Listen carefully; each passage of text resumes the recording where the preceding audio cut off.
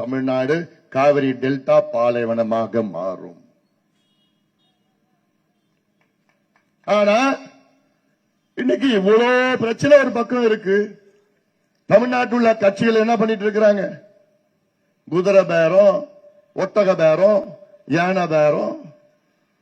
இந்த எம்எல்ஏ இங்க ராஜினாமா பண்ணி அங்க போறதா, அந்த கட்சியில இருந்து இங்க வரதா, அப்படி இங்க வரதா, அங்க போறதா, அங்க வரதா, இதுதான் பேசிட்டு இருக்கிறாங்க. ஆனா எனக்கு துடிச்சிட்டு இருக்குது. ஏயா நேத்து கர்நாடகாவில் கர்நாடகா வனவிலங்கு வாரியம், கர்நாடகா வைல்ட் லைஃப் போர்டு நேத்து மேகதாது அணை கட்டு திட்டமிட்டிருக்கின்ற அந்த இடத்துல போய் ஆய்வு பண்றாங்க. நேத்து நடந்தது இந்த ஆய்வு நடந்துட்டு இருக்கு தொடர்ந்து. என்ன ஆய்வு? 100 அடி ஆழத்துக்கு பள்ளம் போட்டு அந்த டேம் கட்டினா அது தாங்குமா? நிலநடுக்கம் வருமா?